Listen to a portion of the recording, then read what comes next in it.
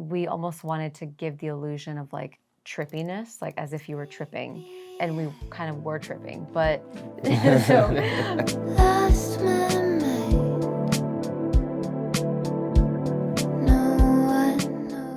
No One Noticed, which we'll get into in a second, was definitely a song that nobody expected to be our quote-unquote hit. But it was never meant to be a single. It was never meant to be a focus track. We didn't even have a video for it. Because of how popular the song has gotten and kind of it's taken on a life of its own with the fans, I don't feel the same sort of like emotional attachment to it. Like the first couple of times that we played it live, I definitely got really teary-eyed and it was really hard for me to get through the song. But now I feel a bit disconnected from it emotionally because now when I sing the song, I just like I see all the fan edits and I see all the videos and I see all the covers and that's what I hear. And so in a good way, I feel less emotionally attached to the song. Don't leave me, it can't be that easy, babe. If you believe me, I guess I'll get on a plane. It was 2020 during the pandemic, and I started going through my favorite chord progression. This chord progression, I can come up with just hundreds of melodies at this point. And it was during that time that I really wanted Josh to show me how to like lay down my own demo. So in our living room, he had his like big setup, this big desk, but like in the corner of the room was like my little desk and like my little setup where he was like teaching me how to put demos together. So he put together a sort of like drum loop and guitars. So this was the guitar loop.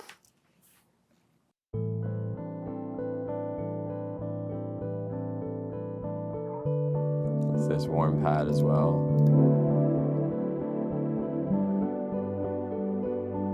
And then there was this drum loop here.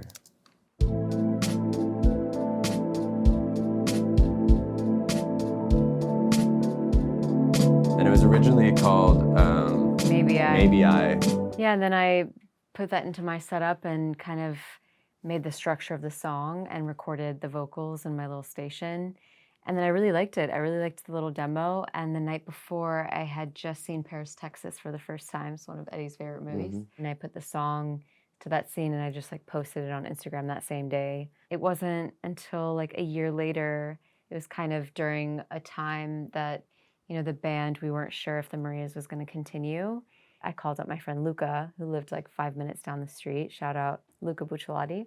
Shout out Luca. And I pulled up the demo and he was like, let's work on it. I like it, let's do it. We'd like pop a little bit of like a little gummy edible and just like be completely in this world of the song. And we were just playing around and throwing sounds together and just throwing things at the song. But I do remember specifically calling Jesse up and I was like, Jesse, I have this song. I know we're like going through it right now, but I could really use you on this song. Do you want to come over and record guitars? And I'm like eternally grateful that you accepted that invitation. Of course. Because it's such a weird time for the band. And he came over with his board and his guitar and Luca and I were like, that was it. We just kind of let you do your thing. It's really beautiful. Here's some of the Jesse guitars that were added. There's a classic Jesse Murph, which is you'll hear on pretty much any Marías song. It's a pedal I've had forever that has been on every Marías project pretty much from the beginning up until now. I still use it live. People ask me about it all the time. It is a Moog pedal that has like 12 different patterns you can choose from. I'm not going to go into the specifics of it, but I've mixed that with some reverb and delay, and it gets this very bubbly underwater sound that is just all over all the Marías recordings. And then here comes the classic. Yeah. Favorite part of the song, honestly. And so that part was originally a synth line that we had done. Re-recorded over it. Yeah, it just like, it's that gut. It's that gut feeling. It gets me. I remember I just had to pee and I went to the bathroom and the melody and the lyrics were just playing over and over in my head. It was the, come on, don't leave me. Come on, don't leave me. It can't be that easy, babe. If you believe me, I guess I'll get on a plane. When I came out of the bathroom, I was like, Luca, I have this melody. I don't know where we're going to fit it in the song, but I really like it. And I think it really works with the sentiment of the song. He's like, well, let's let's record it, let's try it. And it just kind of worked as its own little section. And we wanted to sort of like show like the vulnerability of what I was singing about. So when you hear it for the first time, it's just like almost like a single vocal, like feeling alone. But then I kind of wanted it to like keep building and building. So with every line, we would just like add some more vocals, and then we would add more vocals and add more vocals and add more vocal stacks. Hold me, console me, and then I'll leave without a trace. Come on, don't leave me, it can't be that easy, babe. We almost wanted to give the illusion of like trippiness, like as if you were tripping, and we kind of were tripping, but so we would add layers that like we really wanted to hear, and we would just add and add and add.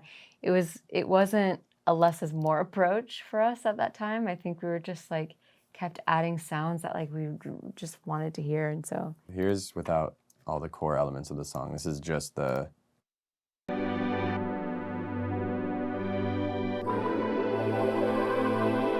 we've got this mellotron here that Luca added. This is pretty much all Luca and Maria here. They added some beautiful things here. Sounds great. And they've got this, the ooze here. it was all So just beautiful. him playing and like him looking back and be like, or like try this and be like, This is one of my favorite parts of the song is the piano frill. oh yeah. Hear that again. Oh, I didn't even, there's a little We left I know, it in that's what makes it, intentionally. that's what makes it, special and unique. A human element. Yeah, he's like, should I redo it? I was like, no, I like it.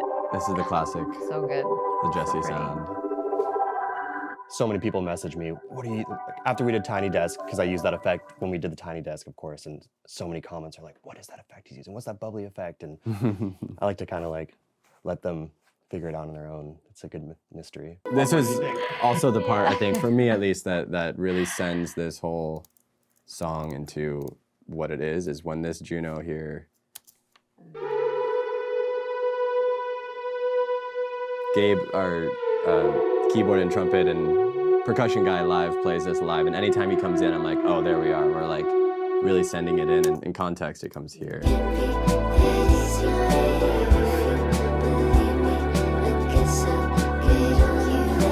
I'll go as far as to say this song doesn't have a chorus. This song is verse, instrumental break, verse, instrumental break, bridge, outro. Or it's only choruses and there's no verses. I like I that. remember I like that. I like that. I remember when we were It's only first learning the song, like the arrangement of it live. Josh being like, "Okay, now we're gonna take it from verse 2 or whatever." Like, What? I know, What it's- is verse 2? What would we just play? I still don't know what he was referring to or whatever. And we just start playing, and then we find our place. We have an extended outro that we did. It was like during sound check, and then I was playing the chord progression during sound check, and then I started riffing another melody, and then now we'll be rehearsing it, and then we'll get into the outro, and I'll come up with a different melody, and then the next time we play it, I'll come up with a different extended outro Sometimes melody. in Spanish, sometimes English.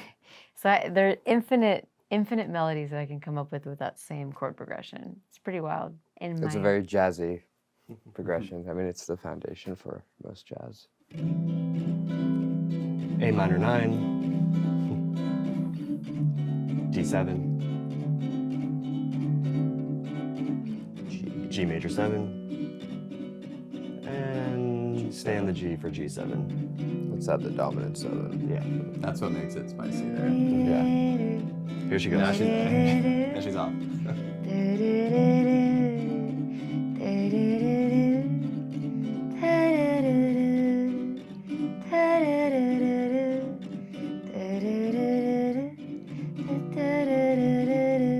So if you guys wouldn't mind leaving so we can just record this. Yeah, we're gonna track that real quick. Promise I'm changing. So No One Noticed has been our set since our submarine tour, but recently, I think the first time we played Back to Me was on we opened for Billie Eilish late last year, and we started playing it then Before it was released, yeah, yeah. yeah. And in the case with Back to Me, we were like jamming on a few ideas that weren't kind of sticking. We took a little break, I came back into the room and I just heard this like synth sound and like this distorted guitar, and I was like, yes, this is yes. Yeah. And so then I went into the vocal booth and Just came right out. it came the entire, Yeah. all the lyrics, all the melodies, the structure just kind So of like natural. came out, and we were like, oh, We got I something. think we've got something. The first one right here, or The doom. that's actually a mini Moog, which looks exactly like that. And I have one at home, and it's a classic. Every studio that you'll go to, I feel like, has one of those, and it's a great bass monophonic synth. It was that synth sound that Josh was playing, and then I think Jesse was playing something like distorted chords on the guitar. That sound combined kind of just inspired me to be very excited about what I was hearing. And then that melody and those lyrics, exactly how you hear it on the song, is what came out. I remember we were jamming on the chorus for a really long time, and I just kept saying again, and like just don't stop. And you just kept, Yeah. is she all that you want? And that kind of helped you form the lyrics too. So I think in the beginning you kind of had just like a rough of the lyrics, but we just kept looping together, like live. We kept looping that chorus. And so you kept singing it, and then eventually by the time we were done, 30 minutes of just the chorus, and you had the lyrics already fleshed out. And it was just like, that's it right there. And I wanted this guitar thing to happen, and I recorded this voice note when I was leaving the gym one day of me singing it.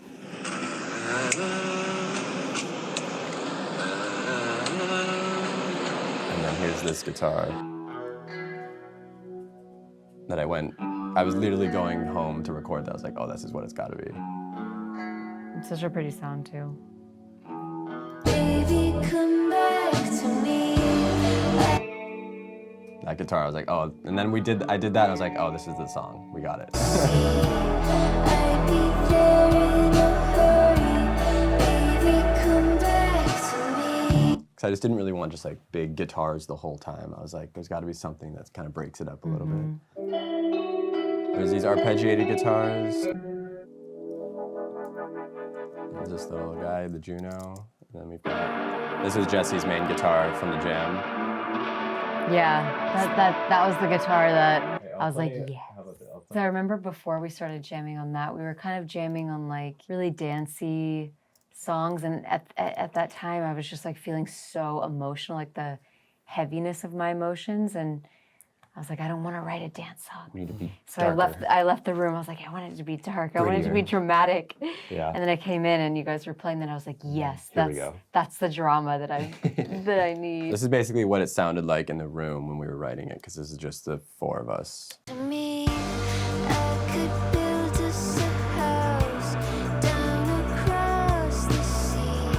I just remember going home and I was like, wow, like this is the best song we've ever written. You know, I had this conviction about this song. Yeah, I love the song. We all felt very strongly that this was the best thing we had written Yeah. up to this point, for sure. Pretty badass. It it's is a bad, dynamic yeah. song. Like the production-wise, it is a dynamic song in terms of how it rises and how it falls, and there's a lot of space. I mean, as many things that are going on as they are, there is space that you still feel when you listen to it. The embellishments were a lot of, for instance, this first guitar sound that starts the song. So that's, I think we had Jesse record a vibrato, and there's another pedal that he was just kind of, we had a long take of him just making sounds and noises. And I chopped up one part. So that's like kind of where I originally put it.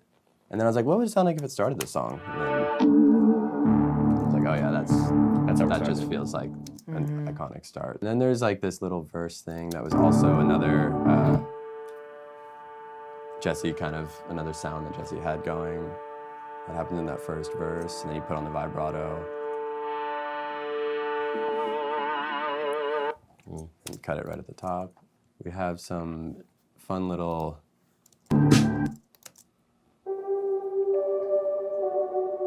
which happens in the verse. These little Juno lines that are So pretty.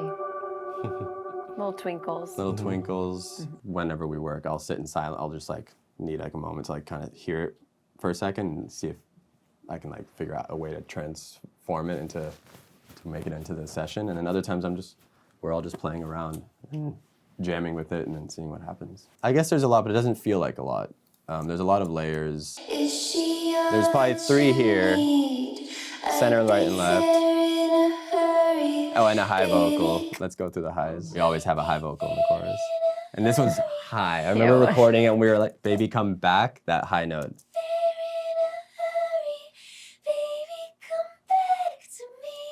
Yeah. It's so subtle too, Yeah, but it makes it's such a in there. difference. Do you sing that live? No, that's way No, too I don't high. think I can hit that line. You try. Baby, come back to me. I do the You harmony can go here. pretty high. Okay. That's Oh, what I yeah. sing That's live. what Oh, we right, sing, right, yeah. right. Well, this is my favorite vocal in the whole song. This What was was it? Maria going for it like we've never, like she's never gone Oh, for it. are in you gonna any solo song. this?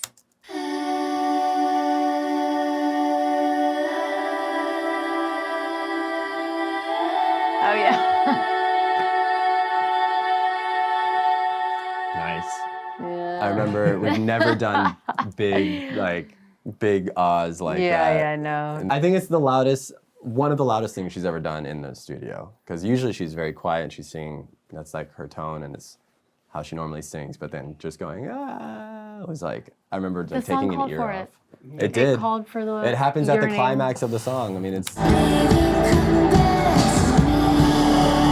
hard to hear an alternative like that. What I love too is like we can have a song like No One Notice, and then we can have a song like Back to Me, which is totally different types of songs, and we play them both live. But that's why I love this band. It's because we could do both.